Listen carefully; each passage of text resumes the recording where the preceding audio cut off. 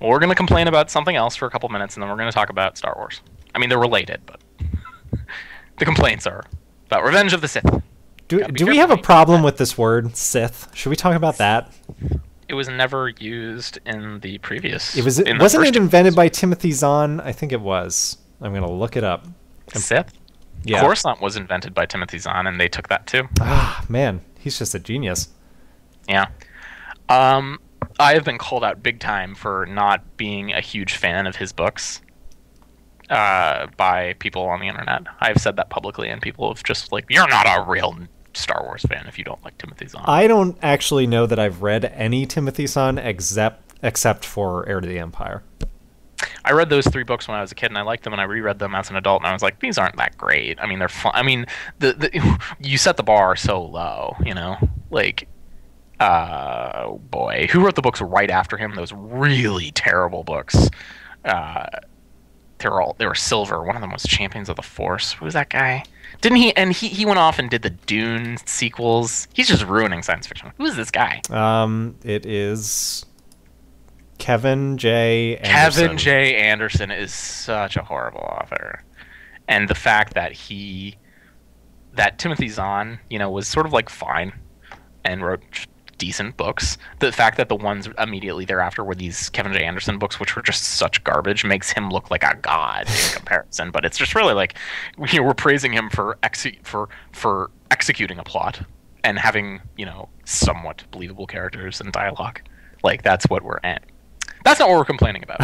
And now that I've looked it up, it actually was George Lucas. The novelization of A New Hope included Darth Vader's title. It said Darth Vader, comma, the Dark Lord of the Sith. It was taken from John Carter of Mars, actually. Really? The Sith are a race in John Carter of Mars, and George Lucas just appropriated it. I did not know that. So it's actually they've actually been referred to the Sith as far back as 1977, which I did not know. I'm sure George Lucas had no idea what he was going to do with that. Oh, no way. But the weirdest thing was, even in that novelization, before the other 2 movies, it still was never mentioned in the first 3 movies. Didn't show up until Phantom Menace, which we're not talking about. Right. And then it was Sith stuff everywhere. So we're going to complain about Revenge of the Sith a little bit, stuff that we didn't like. It'll probably be shorter than Attack the Clones. Then we're going to talk about Obi-Wan, we're going to talk about Anakin, we're going to talk about Palpatine. Yeah. So, you ready to go? Do you have any specific complaints you want to start off with? I will complain about, I don't understand why General Grievous is part human or part something. I don't understand General Grievous, I guess. At all. Not nearly at all. If they had really developed him, if they had made us really, like, get in his head and he was like a machine that wanted to be a man, like if he was the monkey from the Jungle Book and he wanted to be like you hoo, like I would have understood that, but he never expressed any of that. Like he was just a robot who had like organic body parts and a bad cough. I never understood why. Okay, I don't fucking understand General Grievous at all as a character. What? Who is he? Why is he here? He wasn't in the last one. Because apparently the droid army has to have a droid commander or something. I don't know. I don't know at all. He's totally peripheral to the plot. If you think about it, it's like you could take him out entirely and it would make no real difference. All he does is get Obi-Wan to the planet where the clone troopers eventually decide to turn on him. Yeah. Well, like so that's all he does in this entire movie. Okay. My biggest complaint about this movie, it is so boring. It is really long. So boring. It could have easily had 30 minutes lopped off of it easy. God. It's just people walking around and talking about stuff in video games again. Now that since you said they were walking in a video game in the last one, I cannot help but think that every single scene that is just characters on a blue screen, I'm like, now it looks like World of Warcraft to me every single time. So, and I sent Sean, I watched this last night, and I sent Sean immediately after I finished this movie. I was like, okay, here's like the 3 things I want to talk about. And one of the things is, and this is maybe my biggest complaint, is that this movie is a video game. It is not exciting to watch people just destroy millions of battle droids. If you were playing a video game, it would be fun, right? If you were controlling Obi-Wan and you were just like whacking battle droids, slaying things left and right, yeah. You know, it makes me think of like the combo moves in Arkham Asylum. You know, it's like you're killing like 50 people in a row. That'd be cool. It's not really fun to watch it though.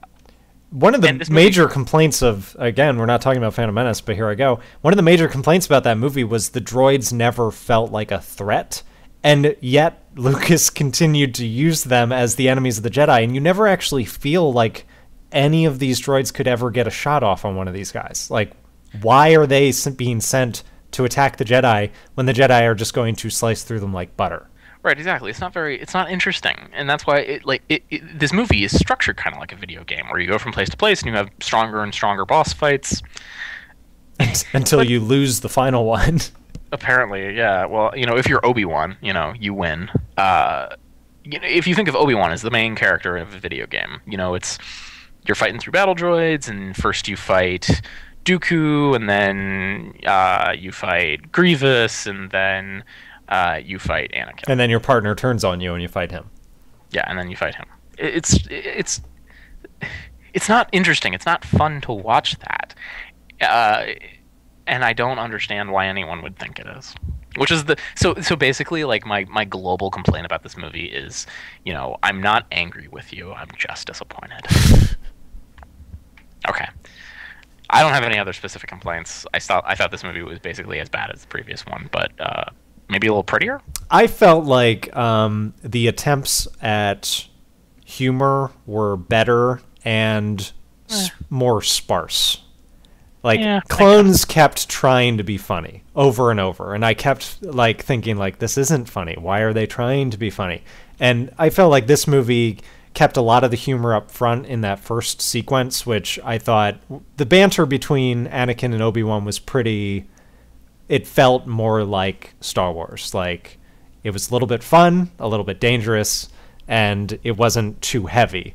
And then most of the rest of the movie, they didn't bother trying to be funny.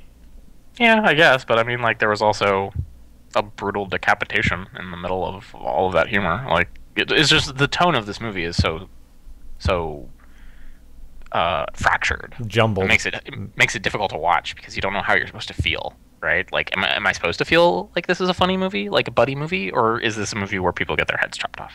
Both. It's tough to do that all at the same time. Right. Everyone has had these complaints before, so I sort of feel like it's not very interesting for us to have to go through it, because it's like, yeah, everyone knows why this movie was a failure. Yeah. I think there are a lot of fans who think this movie is like really, really good. And I don't. I don't think it's really, really good. Brad Bird, the director of such great films as The Incredibles and Mission Impossible 4. And Mission Impossible 4, was tweeting last night with the hashtag in movie heaven, and he kept like, he was picking like actors or directors who might have, like, either they're dead and they never got to make this film, or like if they reimagined a film, and he was retweeting people, and I sent one to him to get retweeted. It didn't, but I thought it was a pretty good idea. I said Guillermo del Toro directs the Star Wars prequels. Yeah, that'd be good. J.J. Abrams. Oh, but he's got Star Trek. He's doing his science fiction IP. I know, but he proved it that, yeah, he can do it. He can do it. George Lucas can't. He's not a good director. Don't let him be in charge of things. We're not going to talk about Kingdom of the Crystal Skull, but that was the indie film that he had the most direct control over, and boy, was that a film. Oh boy. Maybe we should talk about it at some point. That movie sucked. Okay, so let's dig into this. All right, and try and not be mean. Starts off with war! Exclamation point. War! Exclamation point. I know, it's like you're reading a paper from the 1940s. Extra! The Separatists have seized the initiative and are closing on Coruscant. There's a Zeppelin race at the... Oh, no, wait.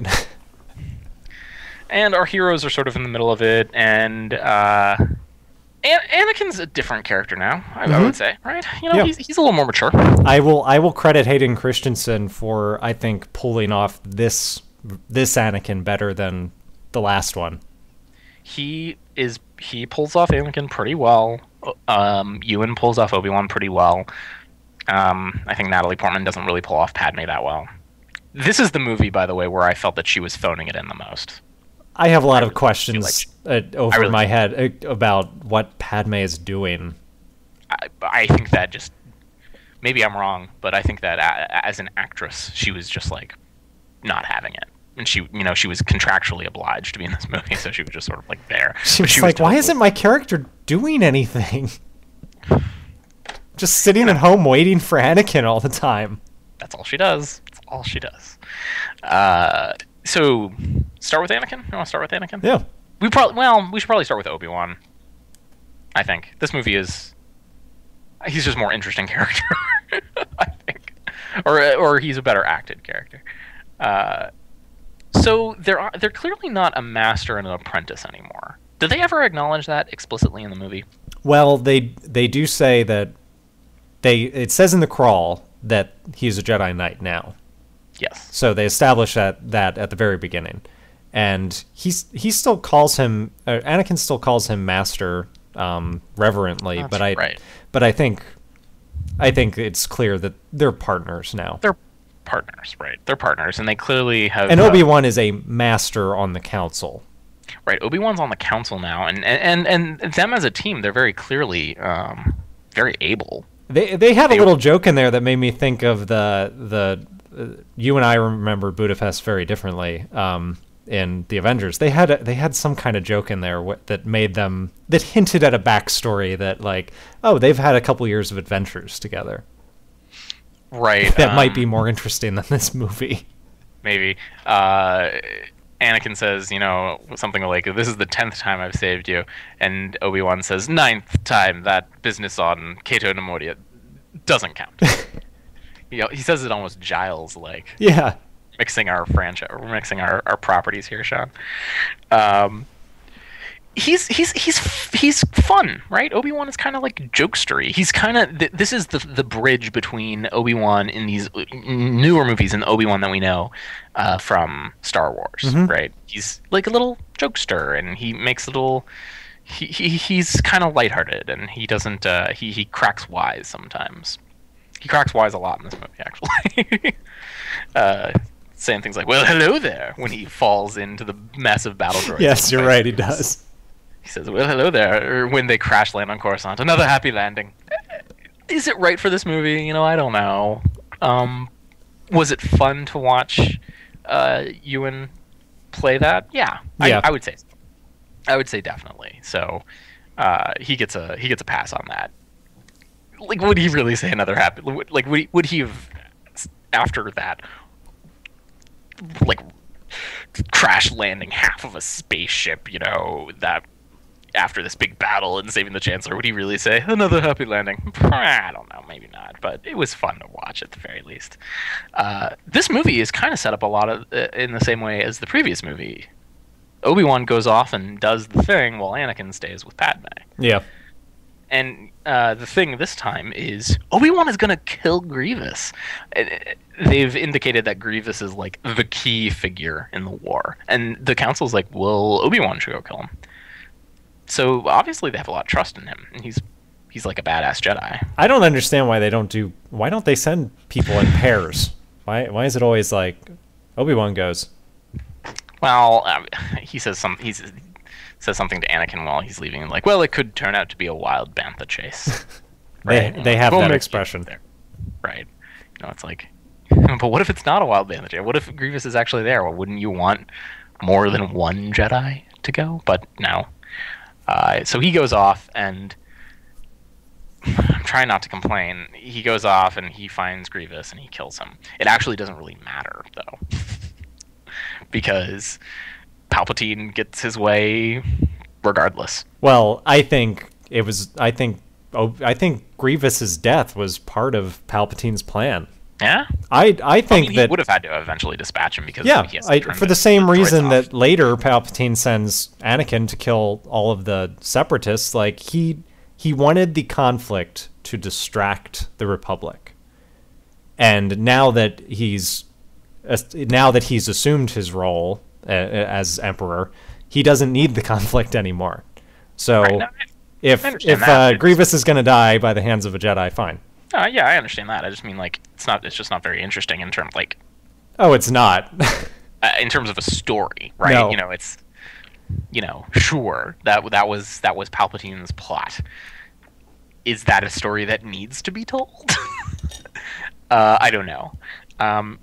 So Obi-Wan kills Grievous, and then the clones turn on him. We'll loop back around for Anakin and the Emperor. They have that nice little blaster joke reference to Star Wars. So uncivilized. So uncivilized. So the clones think that he's dead, and then he ends up connecting with Yoda and Jimmy Smits. I refuse to call him by That's fine. Let's just keep calling him that. I like it. Jimmy Smits. He connects with them, and they realize that it seems like most of the Jedi are dead, and that there is this beacon on Coruscant telling all the Jedi to come home, and they're all getting slaughtered. So they decide to... This is a pretty daring plan. Like, we are going to sneak into Coruscant. We're going to hide with Jimmy Smits, and we're gonna turn the we're gonna fix the beacon to tell any Jedi that haven't been killed that don't go to Coruscant. They'll kill the hell out of Dodge, and then potentially kill the Emperor. And it's at that point when Obi-Wan discovers that Anakin has turned to the dark side and has killed younglings, which they can't say kill kids because Well, this movie was rated PG-13. Yeah, it's a shame. It's at that point when Yoda and Obi-Wan split up, and then Anakin and Obi-Wan's stories come back together. So we should probably rewind now, talk about Anakin, and then we can do the battle to end all battles. So what's up with Anakin's hair? I don't know. Is he like trying to grow it out or what? Or is it just supposed to look like the Darth Vader helmet? Because if it's just supposed to look like the helmet, I don't like it. Why? I don't understand it at all. It seems like it would be constantly in his way when he's fighting. Yeah. Like, for the same reason that, like, nurses don't wear their hair down at a hospital, why does he have all this hair while he's trying to fight with a lightsaber? Wouldn't he be singeing it all the time? I don't know. He also is wearing... They just beat you over the head with this, wearing much darker clothes than the rest of the characters. Well, that will be an interesting setup for our machete order, because I'm pretty sure Luke walks into Jabba's palace wearing basically the same outfit. Yeah, it's once again, they just ruined everything by thinking that, since some of the characters in the original ones wore robes, every Jedi ever must have worn robes. It's foolish. It's clearly the best fighting outfit. I guess. I mean, they're getting shot at. Why don't they have a little bit of armor? You know what? They're in a war. Whatever. So Anakin is a good pilot, right? He saves Obi-Wan from the little droids that... Why do the missiles have droids inside of them? Why don't they just explode? I don't know. Okay. I don't know. Because it's clever. I guess. So they... Anakin is a very good Jedi. He's killing battle droids left and right, and he defeats Dooku, who beat Yoda, or fought Yoda to a standstill in the previous movie. So right. Anakin must be pretty. And Dooku dispatched Obi-Wan. Yeah, and knocked a platform on him. Looked like it hurt, but he wasn't injured, which was confusing. Yeah, it looked like it crushed his legs, but I guess not. Didn't it? Maybe not. And then this is... I think that at this point, Anakin is basically Darth Vader when he cuts off Dooku's head. Yeah, he is. Who urged him to do it? Do it. Do it. Do it. We're gonna talk about Palpatine because I love him. He's the only thing in this movie that I really, really liked. Yeah, this is the moment that Palpatine has been waiting for. Like, Dooku's his apprentice, and he's waiting for a younger apprentice. And he tells Grievous he hopes that it's Anakin, and clearly this is the moment that he's like, this kid is it. He's my ticket. Yeah, he tells Grievous when Grievous is like, "What with the loss of Count Dooku and blah blah blah." Sidious says, "Soon I will have a new apprentice, much stronger and younger." why did he pick Dooku to be his apprentice? Dooku is older than Palpatine. It was probably because he was in the right position because of his place in the Senate. Yeah, so Palpatine says he's saying pretty provocative things, like, you should rely on your emotions, Anakin. You should be, filled with anger and hate. Sort of sending off red flags. It's a good thing that Obi-Wan was unconscious, right? Yeah, or why does Anakin? Why does Anakin not already have questions about, like, why is this guy telling me to? What does he know about the Force? Anakin is dumb. We talk about Jay in Marble Hornets being, stupidly brave. Anakin's kind of dumb. He ignores the warnings and flags and trends. Yeah. He just doesn't pay attention. He just, that's what he does. That's how he, as a character, that's how he operates. He just throws himself into the middle of a situation. And then we know from the previous movie that he has one major overarching objective. He wants to be powerful enough to stop people from dying. Mm-hmm. So, that's what his character's motivation is, and he's very powerful himself, and he's going to ride that, that wave, up to and over the edge of the dark side of the Force, which I guess is tragic. I mean, when you put it like that, it sounds tragic. The movie sort of doesn't execute it very well, unfortunately. But this is the first moment that we see him, outside of killing the Sand People, really in touch with, his anger and the dark side of the Force. Right. He has every reason to kill Dooku too. He cut off his arm. Yeah, I know. He's defenseless. I think Palpatine says that. He's like, you had every reason to want revenge. He cut off your arm. You should have killed him. So while Obi-Wan is off killing Grievous, Anakin is, having some lovey time with Padme, who is pregnant. She is totally pregnant. So in the future, when you have a secret marriage between a Jedi and a senator, make sure you don't use protection. Yeah. That's what I'm learning from this.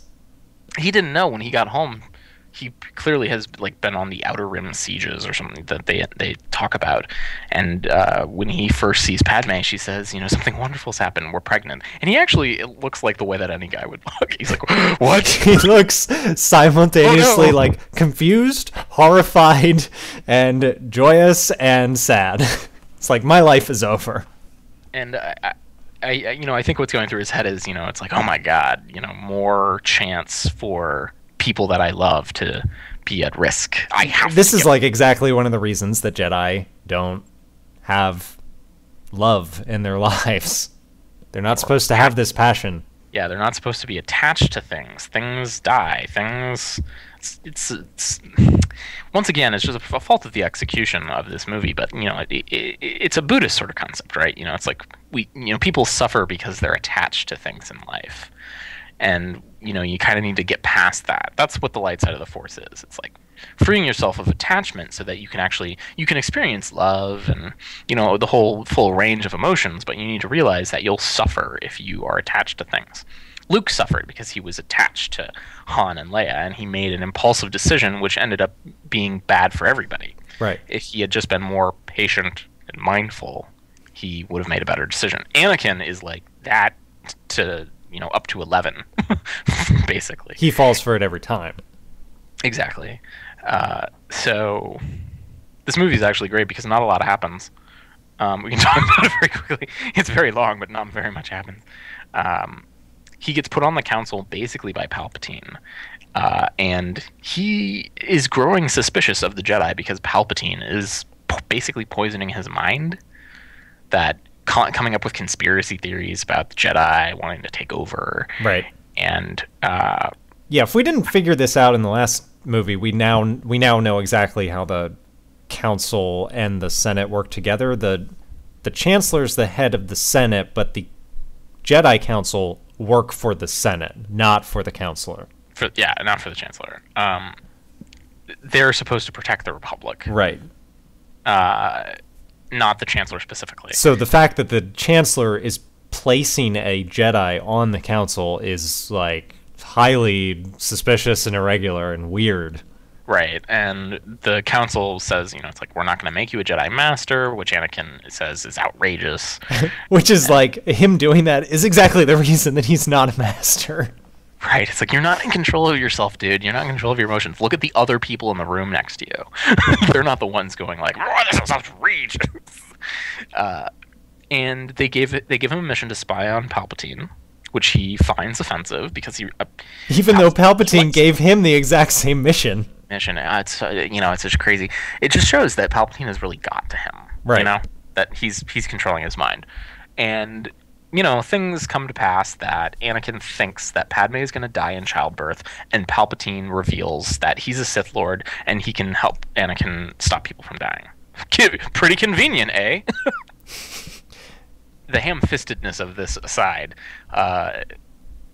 that is basically what causes Anakin to fall to the dark side. He thinks Padme is going to die, and Palpatine says that he can teach him how to stop that. He has the power to stop people from dying. But he doesn't! Did you get this? Of course. I mean... This is so stupid that... I'm sorry. I can't help but say this now, that Anakin kills Mace Windu, or, he chops off his arms. Yeah. When they're trying, the Jedi are trying to arrest Palpatine because the war should be over, Grievous is dead. And, Anakin has a choice, side with Palpatine or side with the Jedi. And he sides with Palpatine because he wants to say, he says, I pledge myself to your teachings or whatever, just to help me save Padme's life. And then Palpatine says, well, I don't actually know how to stop people. Together, we'll figure it out. Like, we'll read some books or something. And it's like, he was tricked. But then he's like, okay, I guess I'm a Darth Vader now. I guess I'm already kind of responsible for the death of the Master. I might as well just keep going in this path. Right. I think that if we want to try and be charitable, he knows that Palpatine is very powerful, and that maybe, it's like, okay, fine, Palpatine doesn't know how to save people, but maybe, he can help me get even more power, and I can just use that somehow. More power was always good for Anakin. Ultimate power. So then he goes to the Jedi Temple and kills a bunch of kids. Oh man, it's at that point where I'm like, I cannot be on board with this movie. There's a little heartbreaking moment when he walks in and that kid says something to him, and when he pulls out his lightsaber, that kid does like a very... It feels like a natural reaction. It doesn't look acted, where the kid does like almost like a double take and backs up a moment before they cut, and someone behind the camera went like boo. It's just it kind of makes me sad, even though I'm not that into it. I'm still like, oh, that poor kid. Master Skywalker, there are too many of them. What are we going to do? And he pulls out his lightsaber. Why did he have to kill kids? Because the Emperor. I don't know. I mean, just like from a story perspective, like, why did he have to kill kids? That's so... To cement him as evil. He was already evil. He killed Mace Windu. He didn't have to kill kids. He's just a bad guy. Why did he have to be a child murderer? The women and children too. He already killed kids. Like, why is he constantly killing children? Anakin Skywalker, kid killer. He kills kids. It's just like, Jesus. So he's Darth Vader now. He goes to the Mustafar system, and he's gonna kill all the separatists. Right. And Yoda and Obi-Wan figure that out, and Yoda goes to confront the Emperor. Obi-Wan goes to confront Vader. It's kind of like an Oedipus situation. Like, Anakin's fate has been read, or he thinks it has, with this dream that he's having, and he does everything he can to avoid at that conclusion, and everything that he does takes him to that conclusion. Exactly.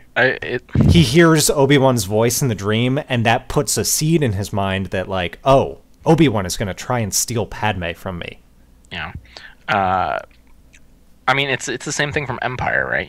He misinterpreted his visions. Right. And so then they have the lightsaber fight to end all lightsaber fights. I don't know how long this actually goes on, but it's like 35 minutes, 30 minutes, maybe? What, the fight at the end? Yeah. I sure hope it wasn't that long. maybe 25. They fight for a long time. It's a long time. It's so long. Which meant it was boring. I'm sorry, it was boring, but... Because we all know how it's going to end. We know how it's going to end, and it's like, why does it have to be this just like the biggest lightsaber fight ever? They're scaling these buildings and lava and whatever. And then they fall off the thing into the thing, and then there's a cliff, and there's a lava fall, and then they got to get off, and then they jump onto the hovering things, and then there's a robot that's like, I'm just trying to do my job. Why are you in my way? I don't get it either.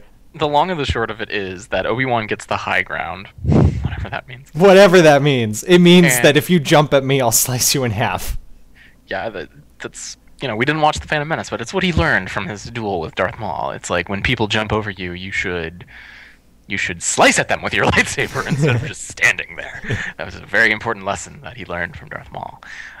So, yeah, he chops off Anakin's legs and one of his arms, another one of his arms. And then he cries a little and says that, you know, they were brothers, and he's very disappointed in him. And Anakin screams that he hates Obi-Wan. And then instead of being like a good person and just chopping Anakin's head off so he doesn't like burn to death, Obi-Wan just leaves. I mean, he couldn't, because then there would be no Darth Vader. But it's like, it seems like the sort of thing that a Jedi would do. You wouldn't just leave someone either to burn kill him alive. Or take him with you. Right. Not the other one. Leave him there to suffer and probably both suffocate and burn to death. Didn't seem like a nice thing to do. No, anyway. Seems like a weird decision for Obi-Wan. And then the Emperor, and then Obi-Wan decides, he meets up with Yoda. Yoda tells him that apparently, we didn't watch The Phantom Menace, but he can talk to some random guy named Qui-Gon through the Force. They all go into hiding. Padme has the kids, she dies. They split the kids up. The Emperor She's lost the will to live, Carter. We don't know why she's dying. She lost the will to live. Because she got force choked by Anakin. Anakin's going somewhere where she can't go. I wish they had made it a little more, maybe like if he actually had like really hurt her. He should have killed her. Yeah. And then they deliver the babies. Yeah. They split the babies up. Anakin thinks that she's dead because Palpatine lies, tells him that tells him that he did what we think he should have done. Right. So Obi-Wan takes baby Luke to Tatooine, and Jimmy Smits takes baby Leia, and Yoda goes into hiding, and they put Anakin in the Darth Vader suit, and apparently, they're already building the Death Star. Yeah. I watched this with Alicia, and I had pointed out that they had the Death Star plans in Attack of the Clones, because they did. Yep. And at the end of this, she sees it, and I was like, "Oh, see, remember they showed it in Attack of the Clones?" And she was like, "Well, why are they building it now? Isn't it like 20 years until?" And I was like, maybe it's a prototype. Labor shortages. Yeah, how did it take 20 years to build the first one, and then the second one, which is even bigger, is like it took them 5 years or something? We're going to talk about that as we wrap this up next week.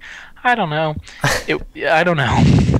They just wanted everything to look like it tied together. Star Wars, right? You know, it's like Death Star, the binary sunset on. Yeah, they even put Moff Tarkin in there, a young Moff Tarkin. Whatever. And that's the way the movie ends. So it's at this point in machete order, we're feeling pretty bad. Yeah, I mean, we had a downer ending followed by bad movies with a downer ending. Huge downer ending. So we better get some big payoff with Jedi. I've never seen it, so I don't. Who knows? Who knows? The one thing I really liked about this movie is Palpatine. He's just so evil, and he just loves it, you know? Yeah. It and I think he was acted pretty him. well. He was acted pretty well. He's like manipulating people, and he has a real objective, which most of the characters don't have. You know, it's like, I want to take over the galaxy and rule it, and that's what he does. He takes over the galaxy.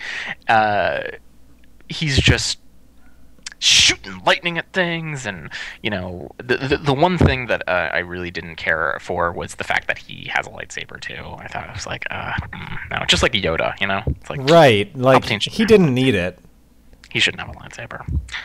He is just cool, I always had some amount of affection for Palpatine in Return of the Jedi. And I think that that's where he really does shine more than in any of these movies. But he is like obviously like the coolest part of this movie in terms of a character, because he does things that you remember, which is something that most of these characters don't do. They don't normally do things you remember. You forget them because they're boring. And he's got cool lines. It's Anakin asks him, "Is this a power? Can I learn this power?" And Palpatine turns his head, "Not from a Jedi." And he's just he has a way of speaking that I think everyone has like their Palpatine voice, Right.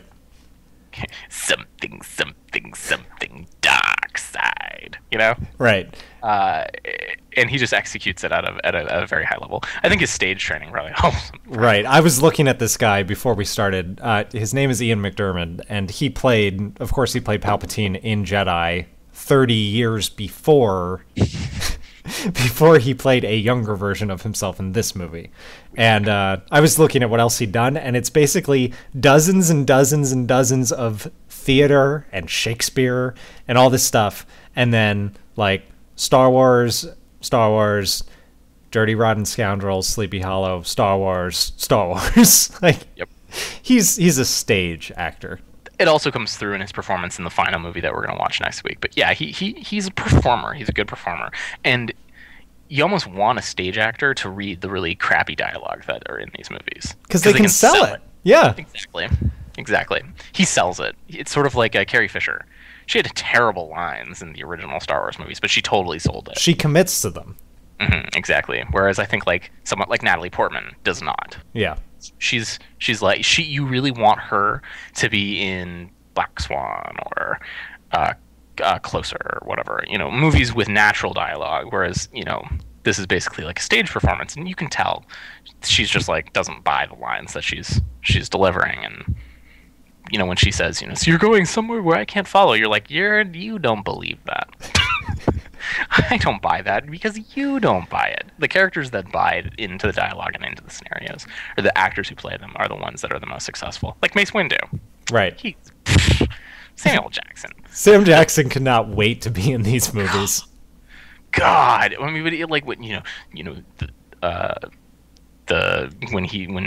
Palpatine's zapping up at Sam, he said, the Sith will never rule the galaxy. It's like Samuel Jackson's never said the word Sith. So next week we will return for Return of the Jedi. Get it? See, return. We're returning.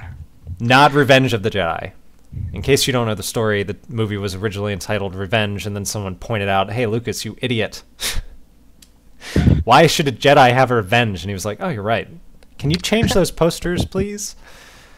It was the code name was Blue Harvest, right?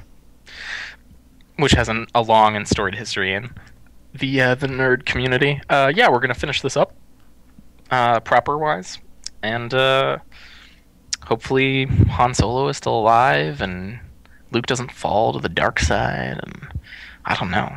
Stay tuned. Everything hangs in the balance.